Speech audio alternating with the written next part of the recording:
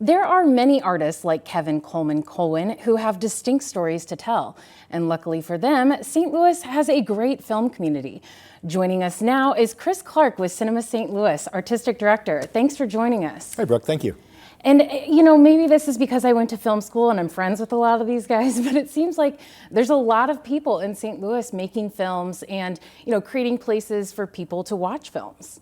Yes, Cinema St. Louis has been fortunate to be sort of part of that scene since the last 23 years. We've produced the St. Louis Filmmaker Showcase, which is not the only avenue for people to show films, but it's something we can put together, and annually we show between 60 to 90 films by local filmmakers, including expatriates who've escaped our shores here in Mississippi and work in other places like New York, LA, Philadelphia, Chicago.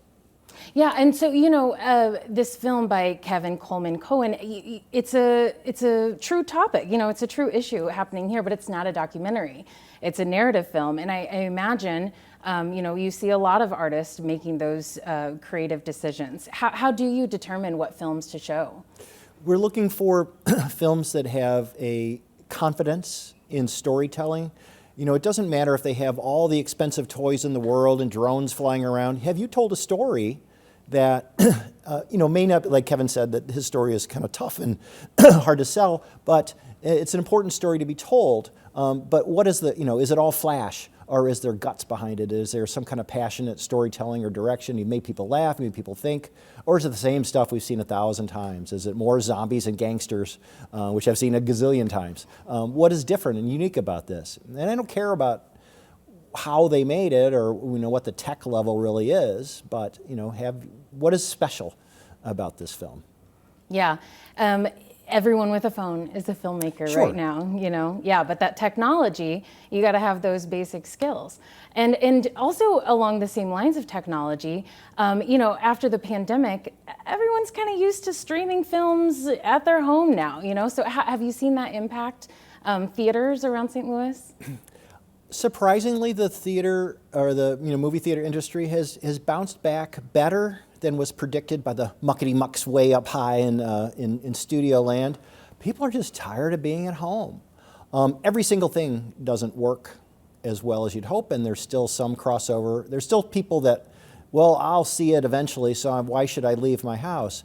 But there's plenty of other people who just want to go out for the community of sharing a story with people who are also interested, whether it's a Marvel movie or something like Kevin's or a documentary or whatever it is. People like to go out and smell popcorn and be around people again. And Cinema St. Louis has a new place where you can do that. Tell us about the High Point. I am happy to. In January of this year, we took possession and the keys of the iconic and historic High Point Theater. And I still can't believe that I go there every day and can let myself in. So we're owner-operators of it. We're showing our own events, first-run films, repertory screenings. We did a book launch already. We're going to do some weddings, you know, kind of whatever we want, including the St. Louis Filmmaker Showcase, in which Kevin Coleman is a past participant. It's been about 10 or 15 years ago, but I knew him when he was in town initially working or going to St. Louis Community College, and we've stayed in touch over time. And I've been hearing about Pretty Boy for a really long time, and it's been submitted to this year's showcase, and I have not made final decisions yet, but confidence is high that we'll be sharing this story with the public. Yeah, so there you go. There's one thing to look forward to. What else are you looking forward to this year with festivals? You know, having a permanent home is just a nice base on which to do it. But the local filmmakers event is something that we've shepherded for all this time, but we've seen a vast shift in available technology. Some of the early years, we were literally showing films on film, which everyone cannot afford.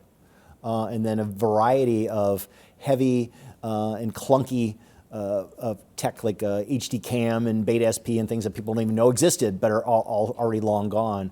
But now the past couple of years with iPads and phones and things, anybody on any skill level or you know, monetary backing, if you can tell a story, you can make a film. Doesn't mean everyone should, but the playing field is leveled, and I think that's fantastic because more people can share their stories. It's not just the white boys club who had money or went to film school that could do it. Now it's youth and women and people of all color, age, everybody is passionate about storytelling can do it. Yes, great. Thank you so much for joining us, Chris Clark. This has been fun.